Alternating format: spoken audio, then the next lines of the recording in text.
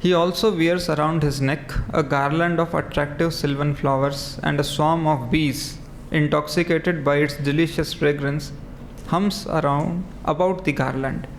He is further superbly adorned with a pearl necklace, a crown, and pairs of armlets, bracelets, and anklets. So this is a description of the Lord, that yogi in meditation within the heart he sees. Right? In the previous verses we have seen that one has to meditate on the Supreme Personality of Godhead. When the mind is perfectly purified by this practice of yoga, one should concentrate on the tip of the nose with half closed eyes and see the form of the Supreme Personality of Godhead.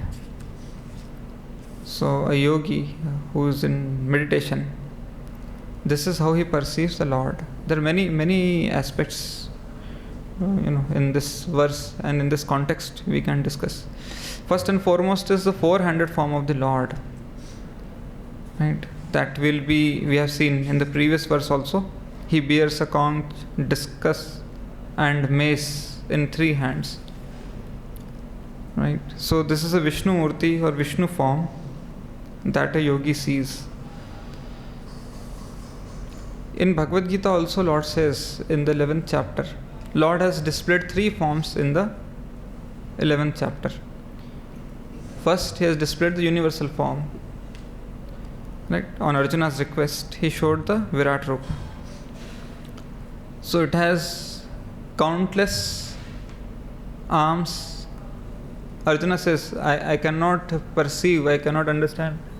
From where it begins, where is its middle, and where it ends. Right? So it is just unlimited form. Countless heads, countless arms, countless legs. And in this way Arjuna is describing that form. But Arjuna says there is very ghor rupam. Ghor rupam is very ghastly form, because he has seen both the armies getting crushed into Lord's mouth. Just like moth enters into fire and dies, like that, or rivers flow into the ocean, like that, people are flowing into Lord's mouth and they're getting crushed. So he asks, what is this ghastly form of yours? And then he says, Kalo asmi lokashaya krita pravriddho. I am the time who devours everything. Then second form he shows us, then because Arjuna becomes very perturbed, very disturbed. So Lord shows him four-handed form. That is called as Saumya Rupam. Right? So when Lord shows this, to pacify Arjuna's mind, very interestingly, here Lord says, your mind has been perturbed upon seeing this horrible feature of mine. That is the Virat Rup Darshan. Now let it be finished. My devotee, be free from all disturbance. With a peaceful mind, you can now see the form you desire.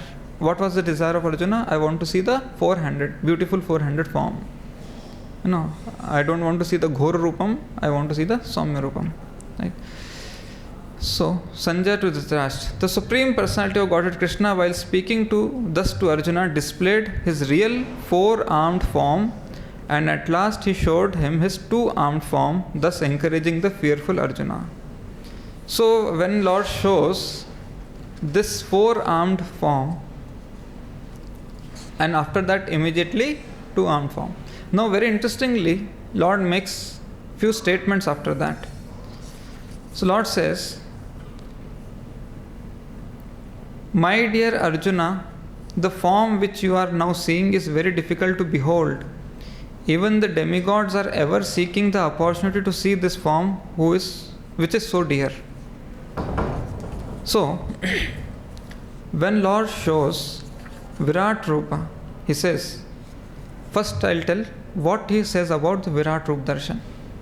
O best of the Kuru warriors, sorry, no one before you has ever seen this universal form of mine, for neither by studying the Vedas, nor by performing sacrifices, nor by charities or similar activities can this form be seen. Only you have seen this. So Lord says this Virat Roop Darshan, or the universal form, cannot be seen by studying Vedas or performing sacrifices or by charity or similar activities. Only you have seen, because Arjuna is a favored devotee by the Lord. So for Virat Roop Darshan, it cannot be seen by all these things, Vedas, charities, sacrifices, or any other means. Only when Lord grants that divine vision and displays the form, one can see. For the two-handed form, now after that Lord has displayed four-armed form, now two-armed form. The blessed Lord said, my dear Arjuna, the form which you are now seeing is very difficult to behold. Even the demigods are ever seeking the opportunity to see this form which is so dear. Next, the form which you are seeing with your transcendental eyes cannot be understood simply by studying the Vedas, nor by undergoing serious penances, nor by charity, nor by worship. It is not by these means that one can see me as I am. Next, my dear Arjuna, only by undivided devotional service can I be understood as I am standing before you. So now Lord is standing in two-armed form before Arjuna. So the point is, the two-armed form of Krishna cannot be seen by all these Vedic methods, Vedic processes of charity, penance, Vedic study, or other things. Even universal form cannot be seen. But for the four-armed form, Lord did not say this. When Lord showed his Vishnu Rupa, that four-armed form, Lord did not say this. Why? Because we get to know from Bhagavad Gita and Bhagavatam that four-armed form, that is a Vishnu form of Lord, is accessible to through other processes also. Jitatmana prashantasya paramatma samahita. Right? Even if one is not a pure devotee, if one is a yogi who has controlled his senses, who has controlled his mind, right, and he is focusing on the Paramatma gives darshan. But Bhagwan, the two-armed Krishna or the Adi Purusham Govinda form, does not give darshan like that, unless there is devotional service. So to perceive the four-armed form, again we see in Prajapati Daksha's pastime, there is a narration where he performed sacrifice and Lord came on Garuda and gave darshan to accept the offerings of the sacrifice. So he came as a four-armed Vishnu on Garuda. So through other processes, this form of Lord is accessible. But the Krishna form, or the original Shyam Sundar, Dvibhuj Swarupa of Lord is not accessible, cannot be perceived, cannot be accessed. It is reserved only for pure devotees. Right? Only for pure devotees. That too, pure devotees who approach Krishna in his two-armed form and no other form. To them only this form is revealed, which we had discussed earlier also, most confidential knowledge of Bhagavad Gita. So now here when we are discussing, this is about devotional service only. So it's not that, sorry again. So it's not that devotional service only meant for Krishna. Even there are innumerable Vaikuntha planets. In those Vaikuntha planets there are four-armed Narayana forms. Each planet has a four-armed Vishnu Murti, presiding deity of that planet.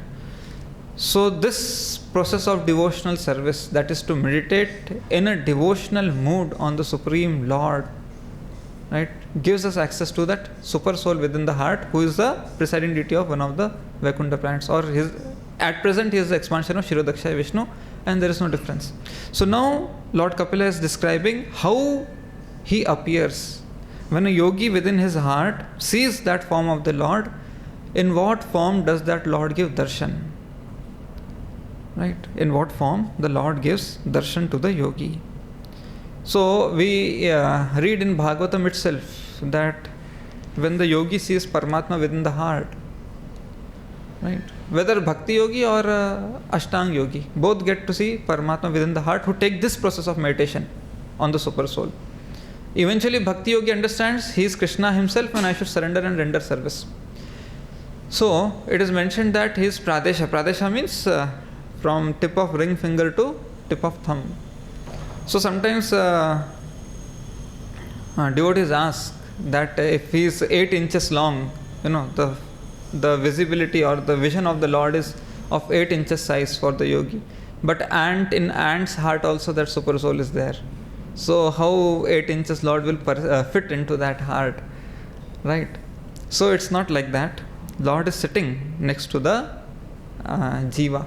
If you read Bhagavad Gita, the presence of super soul in 8th chapter is mentioned in a very different way. 8th chapter, 9th verse. Kavim Puranam Anushasitaram Anor Anyam Anusmaridya. Anor Anyam is explained by Prabhupada. Anor means atom. Of the atom. Anyam means even Anima Siddhi means to become small. Like that, Anyam means smaller than the atom. Now Prabhupada explains that he is smaller than the smallest. And purport, Prabhupada says, the living entity is 1/10,000th part of the tip of her hair. So that is the dimension given. But the Lord is so inconceivably small that he enters into the heart of this particle. Into the heart of this particle. How is it possible? So before that there is an adjective, inconceivable, right? So if it doesn't fit our head, it doesn't fit our brain, we should accept it. Okay, it is. If Lord is not inconceivable, then how he is Lord, right? So very clearly Prabhupada says, the Lord is so inconceivably small that he enters into the heart of this particle. Therefore he is called smaller than the smallest. As the Supreme, he can enter into the atom or into the heart of the smallest and control him as the super soul. So Lord is sitting in the heart, right? Now however it can be perceived. See, Lord is inconceivable. Whether it's sitting next to, we say on a tree there are 2 birds sitting. They are sitting next to each other. One bird is not sitting inside the other bird. Okay? That is just an analogy to understand. So Lord is inconceivable, but nevertheless, whether you take the analogy of 2 birds or whether you take this statement that within the particle, Lord is sitting with the living entity, every living entity. When a yogi becomes successful in his meditation, Lord comes before his eyes, and in this much size, in this form, he gives darshan to the yogi as a fruit of his, yoga siddhi, right? So yoga siddhi means perfection of yoga. His yoga has become perfect to that extent, and Lord gives him darshan in this way. So it is a darshan given by the Lord, not the presence of the Lord. So Lord reveals his form to the yogi, right? Lord reveals his form to the yogi. So there should not be any confusion that how in the ant such a big Lord is sitting, right? And second thing is, now Prabhupada comes to the point of spiritual, So Lord is spiritual. For him, everything is possible actually. We are bound in this material creation, we are bound by 2 aspects, time and space. Because we are born into this material creation, and since time immemorial, we are always seeing things within the scope of limited time, limited space. Limited time means everything has a beginning and end. That is called asat. And limited space means everything has a beginning and end. Right? Like this body, it has a size, so it's limited. It can fit onto this asana. Right? Arjuna is saying, I don't know where your beginning is to the Virat Rup Darshan or where your end is. So how it can be possible? Right? So in that way, Lord is unlimited. And time means this body, at one point of time it was born. So in your Aadhaar card there will be a date when it was born. Correct? So that means this body was not existing before that. So there is a beginning of this body. And at one point of time your death certificate will have a date. That okay, on this date he has died. So this body is beginning and end is defined. So this universe beginning and end is defined. Everything has a beginning and end, it is defined. Oh, 1 million years ago, 1 billion years. 1 billion, the moment you put 1 billion means there is a time limit. So we have, okay, it may be very big duration of time, but we have a limit of time. 1 billion years ago this happened. 10 billion years ago this happened, 100 billion years ago this happened. Still it is limited. These many years ago it started means it had a beginning. So now our whole perception, because our whole existence is limited by these two things, we have perceived everything as, okay, this has a beginning, this has a beginning, this has a beginning, so it will have an end. And this has a size, it is limited by space, okay, this has this much size. Itna bada, Dr. Frog, you know, itna bada. He cannot perceive unlimited ocean, unlimited size. So that is how we are conditioned in this creation, in this material world. So, but for Lord, there is no restriction, or for any spiritual thing, there is no restriction of time or space. But we conceive the idea, or we perceive it within, okay, Lord is 8 inches means He is bound like this. Okay, He has a beginning from that lotus flower until His crown. This is the limit of the Lord. No, this is the darshan He is giving for the yogi to become perceivable to him. The yogi should be able to perceive the Lord. So in this form, in this measurement, He is giving the darshan to the yogi. So He is not limited like that. So Lord can become inconceivably small, Lord can become inconceivably huge, big. Right? So now coming to the purport, there are two very interesting points Prabhupada has pointed out. One is, nothing fades there. In the spiritual sky, for everything in the spiritual sky retains its originality and does not fade. Right? The fragrance of the flowers picked from the trees and made into garlands does not fade. For both the trees and the flowers are spiritual. Right? So flowers are spiritual. In this world, in this creation, we are affected by, or we are governed by the time factor Kala. Right? So that time factor deteriorates everything. In 10th chapter Krishna says this, and in 11th also He says,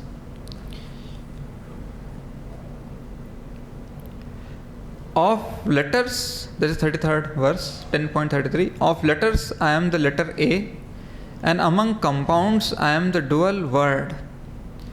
I am also inexhaustible time, and of creators I am Brahma, whose manifold faces turn everywhere. So Lord says, I am amongst the creators, I am Brahma. Brahma's activity or work is to create, and it has to destroy at one point of time, because what has been created in this creation has to get destroyed. Asat. Asat means it has a beginning, it has an end. So Prabhupada explains, Sri Prabhupada says, among all kinds of killers, time is the ultimate, because time kills everything. Time is the representative of Krishna, because in due course of time there will be a great fire and everything will be annihilated. So time has its own deteriorating effect on everything.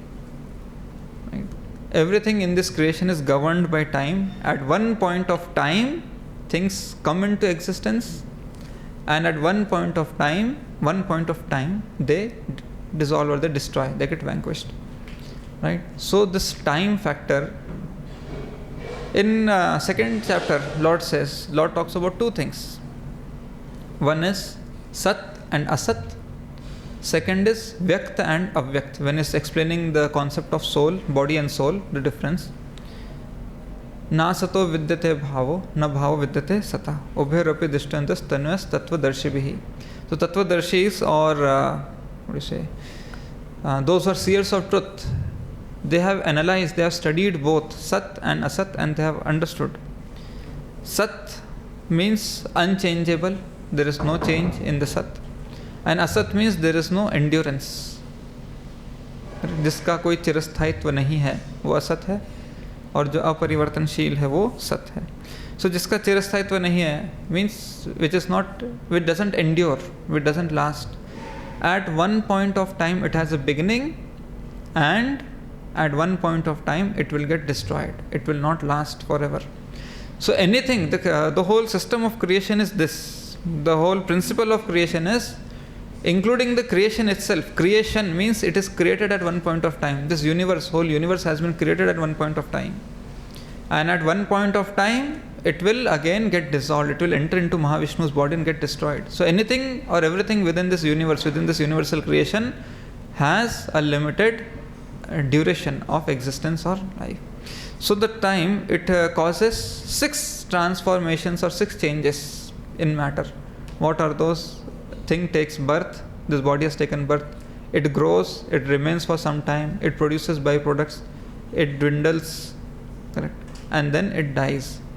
So, or it gets destroyed. Its existence goes away. So this is how time factor works on everything. And another feature of time is Kala. Kala means it reveals our karma. When the right time comes, it pops up our karma. Okay. Say somebody has to win a lottery at the age of 25. When he reaches the age of 25, Kala will suddenly give him 1 crore rupee lottery. And then he has to get diabetes at the age of 55. So when time will wait, time will pass by. When he reaches the time duration of 55, suddenly diabetes ho gaya, cancer ho gaya, some accident ho gaya, mar gaya. So Kala reveals our karma. But in the spiritual world, this time, material time, is not there. This inexhaustible time which is described in Bhagavad Gita is not there. It has no effect on any birth, any death. There is no birth, there is no death, there is no growing, no dwindling, no dying, nothing. Everything remains as it is there. That's why Prabhupada says everything is spiritually ever fresh there. The significance of spirituality is that everything is eternal and inexhaustible, and everything remains fresh. Right? So everything remains fresh there. So in this way, there is no effect of time there. So everything is eternally the same. Right? So sometimes, everything is eternally the same. So if there is a 5-year-old kid, he'll eternally remain the kid only. Yes, he'll eternally remain kid only. Right? If somebody is a plant there, he'll eternally remain plant only there. Yes, he'll eternally remain plant. फिर मज़ा कैसे आएगा प्रभु जी? 5 साल का बच्चा रहेगा तो मज़ा कैसे आएगा? So here we have a perception of plant or tree or stone or water stream, a mountain or a child, that there is no enjoyment. Right? So here we have perception in this world that if I become some tree there, if I become some bird there, how will I enjoy? I want to enjoy. Actually, right now we are under the perception of I want to enjoy. Correct? And my calculation of enjoyment is with this body, which both are material. The idea of I want to enjoy is also material. And my enjoyment with respect to, I have always understood enjoyment with respect to this body and mind. The way this body enjoys, I think it is my enjoyment. The way my mind enjoys, I think it is my enjoyment. So our perception or understanding of enjoyment, correct? The idea, the concept of enjoyment comes through the body and material mind. So छोटे बच्चों को क्या मज़ा आएगा? Correct? दिन भर car खेलता रहता है, दिन भर ऐसे पत्थर मारता रहता है, तो उसको क्या मज़ा आएगा? But actually, there when we reach the spiritual kingdom, we are in full knowledge. Right? Here we are in ignorance. Our 5-year-old body is in ignorance. A stone, a tree, a bird, they are all in material ignorance. There we are in full knowledge of our relationship with Krishna. And when we are in full knowledge of our relationship with Krishna, our enjoyment with Krishna becomes the pleasure we are giving to Krishna, not the pleasure we are deriving from Krishna. So when this concept becomes clear, this idea becomes clear, then only we become eligible to go back to Godhead. How Krishna wants me to serve Him? If Krishna wants me to serve Him by becoming a plant and giving flowers, I'll become a plant and give flowers. Right? One has to come to this understanding in this world, then only becomes eligible to go to Krishna Loka and serve Krishna there. Right? So this is very important, that in spiritual world there is only one center of attraction, there is only one central point of enjoyment, that is Krishna. Krishna has to enjoy. How I can contribute, Prabhupada uses one word, how one can cooperate. If you have read sometimes in Bhagavatam purports, one has to go and cooperate in the transcendental enjoyment pastimes of Krishna. One has to cooperate with the Lord. So when we develop that mood or that attitude of cooperation with the Lord, that I want to go to spiritual world and serve Krishna the way Krishna wants, how Krishna will become happy seeing me serve him. In what service Krishna will, in what my service Krishna will be happy. How Krishna wants me to serve him and what will give him pleasure. This has to be very concretely, very concretely, yes, it has to settle in our heart. This is how Krishna wants me to serve him. This is how Krishna wants me to please him. In that only is my pleasure. The moment we think, mujhe kya maza aayega, that means we are in material conception, and that is the reason why we fell here. Right? The moment we think about our enjoyment. But then, then this is slavery. Sometimes people say, Bhakti Yoga is slavery. You have to please Krishna whatever, the way Krishna wants or however Krishna wants. No. When we cross over this material contamination and be situated in our Swarupa, the original constitution position, naturally there is love for Krishna, and that love translates into my happiness is in seeing Krishna happy. This is pure existence. Now because we are in contaminated existence, we are always thinking how my mind will get pleasure, how my body will get pleasure, and that is the real pleasure. So when a person is totally free from all contamination, all kinds of contamination, he becomes transcendental to the effect of time, and he becomes transcendental to this material, duality of desire and hate. Right? So those who are serving there in the spiritual world, they are all Mahabhagavatas. They are all Mahabhagavatas. Only Mahabhagavatas enter the spiritual world. Right? They are all Uttam Adhikaris. That's how they are in the Goloka.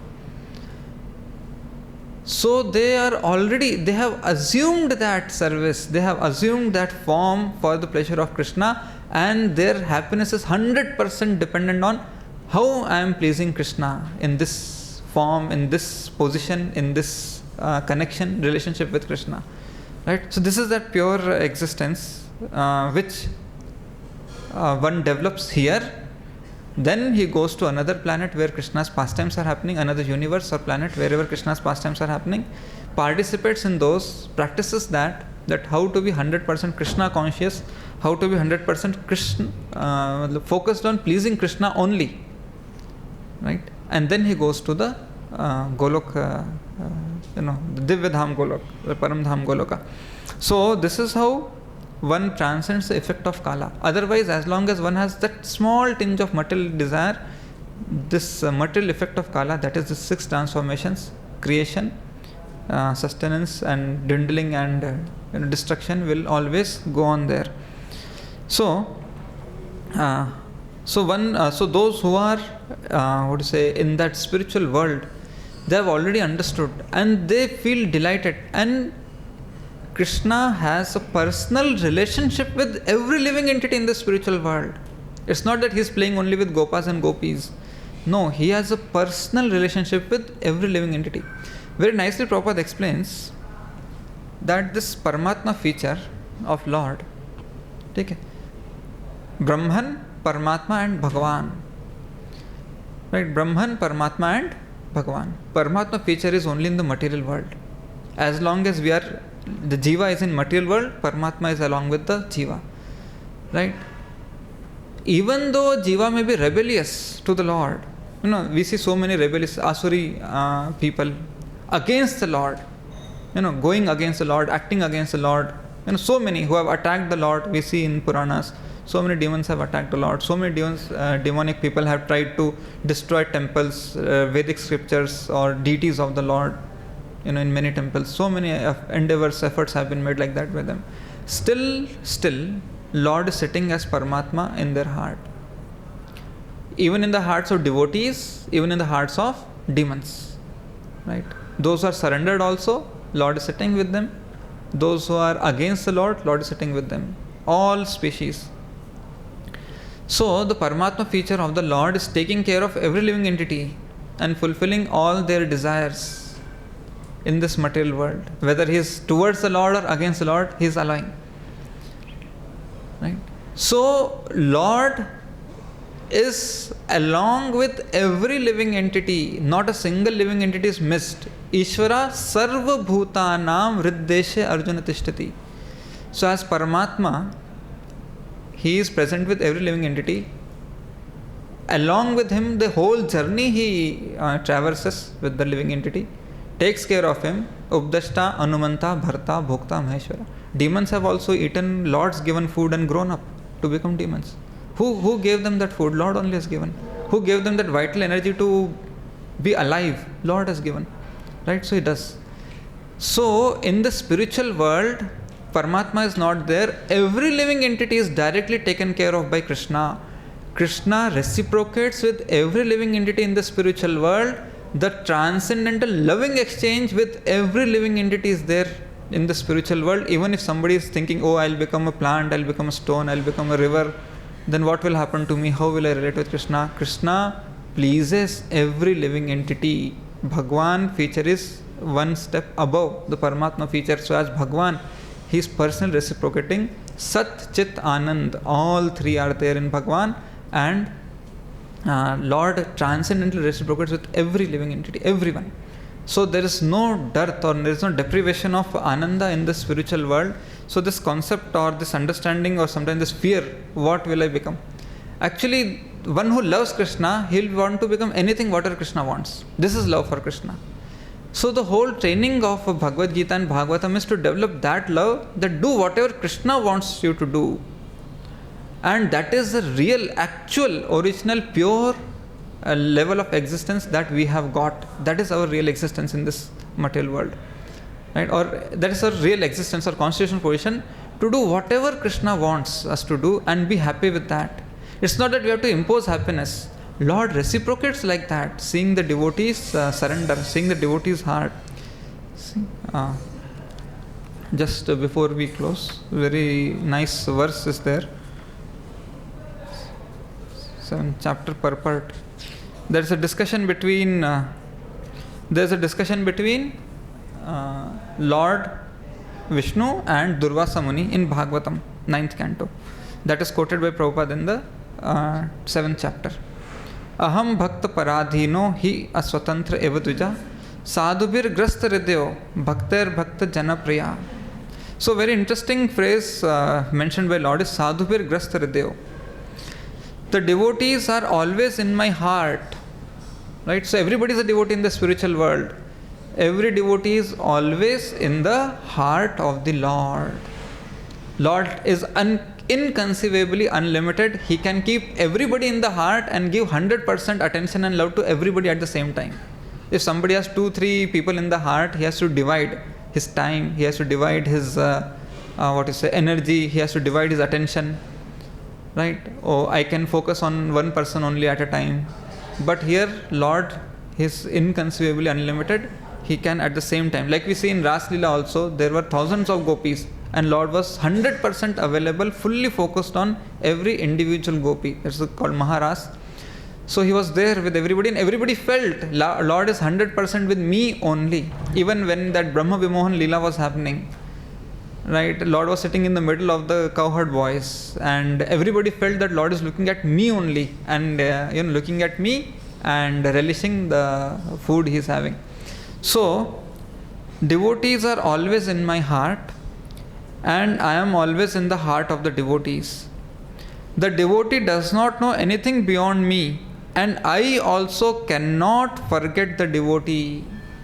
So Lord never forgets his devotee, whether in the material world or in the spiritual world. So one should not be afraid, or that idea or that an immature understanding that what will happen to me, I don't want to become stone, bird or this thing. But here you see they are serving so nicely. The flowers, the trees, plants, humming bees, everybody is serving and Lord is reciprocating with them. So here two things. Lord says devotees are always in my heart and I cannot forget my devotee. They are in a very intimate relationship there is a very intimate relationship between me and the pure devotees. Everybody is a pure devotee in the spiritual world. So there is an intimate relationship. Right? So when we understand these things, our joy, our confidence the enthusiasm of devotional service increases actually. Right? Okay, I'll just finish that. One more, there is one more significant sentence after that. I'll just finish it before we close. Pure devotees in full knowledge are never out of spiritual touch, and therefore they are very much dear to me. So they are never out of spiritual touch. And another sentence in this shloka is Bhakter Bhakta Jana Priya. So in the 9th canto translation, Prabhupada says there, not only my pure devotees, but the devotees of my pure devotees are also very dear to me. Bhakter Bhakta Jana Priya. So those who are Bhakta Janas of my Bhakta, they are also very dear to me. Right? So we'll stop here. Śrīmad-Bhāgavatam ki jai, Srila Prabhupada ki jai.